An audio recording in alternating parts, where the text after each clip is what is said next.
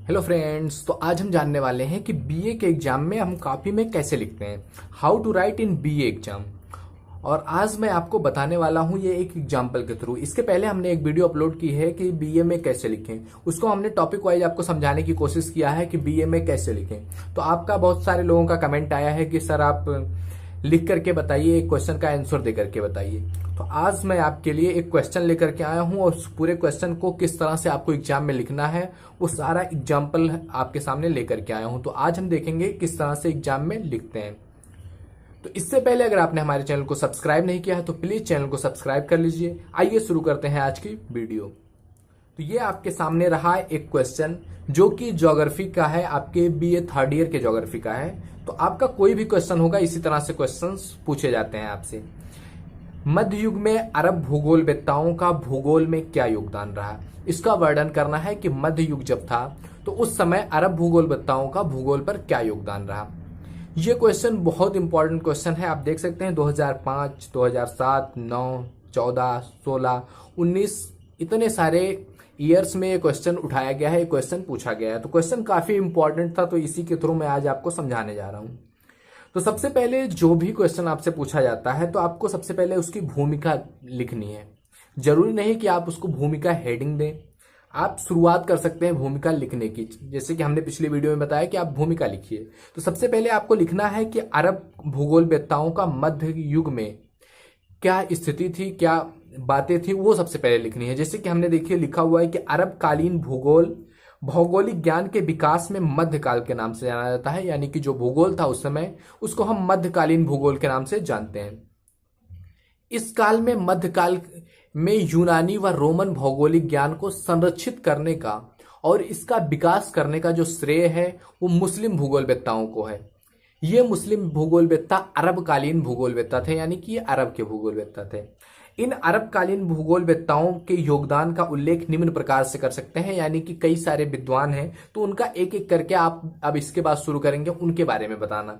जैसे कि आप पहला जो सबसे ज्यादा जिनका योगदान रहा भूगोल में वो थे अल मसूदी। इन्होंने सबसे पहले भूगोल में योगदान दिया अरब की हिस्ट्री में।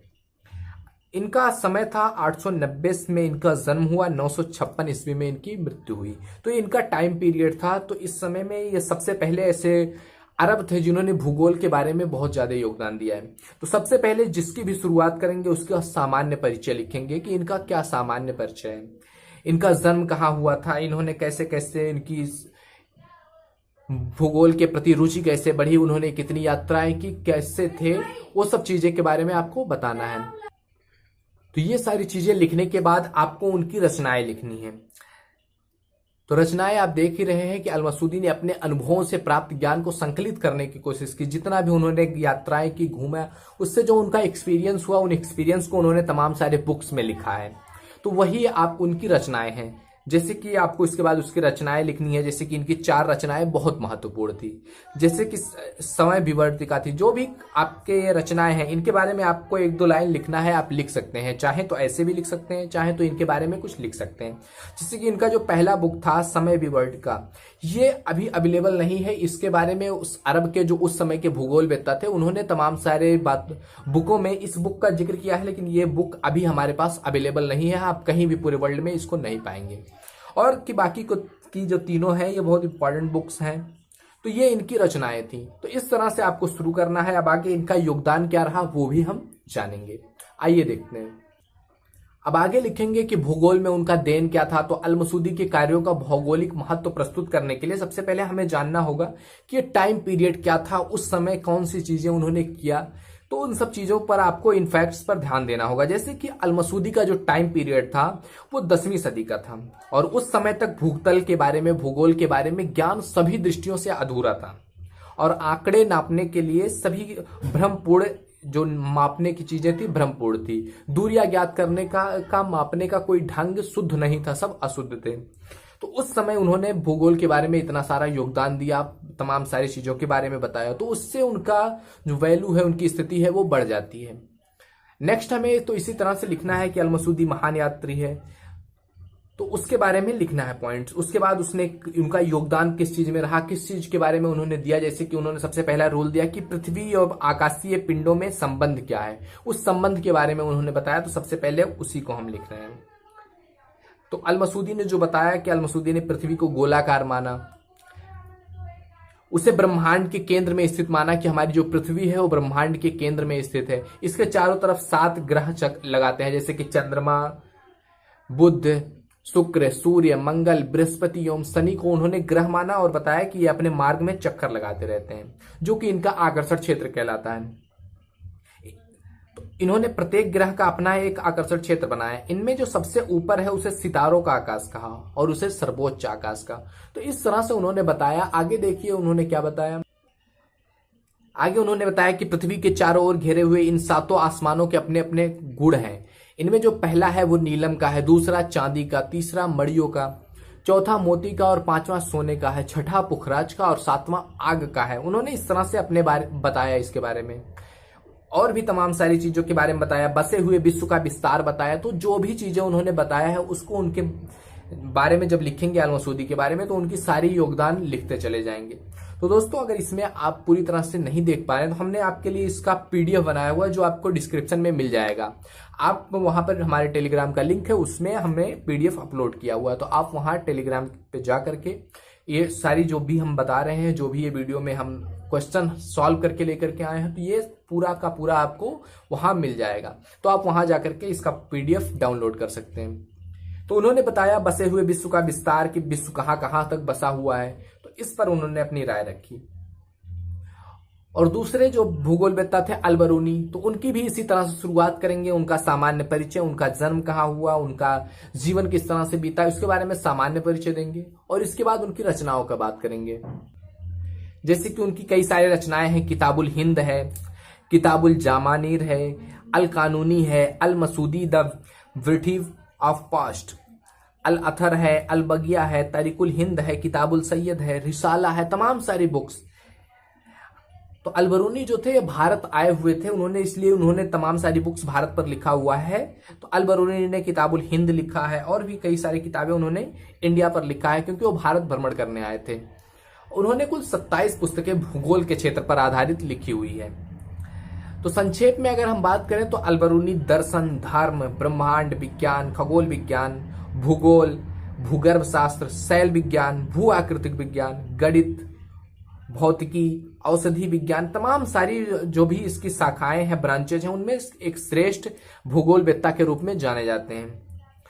तो इस तरह से आपको हर जितने 4 या 5 हैं पूरे आपके अरब में जिनका महत्वपूर्ण योगदान रहा है भूगोल के क्षेत्र में, तो 5 के बारे में आपको बताना है।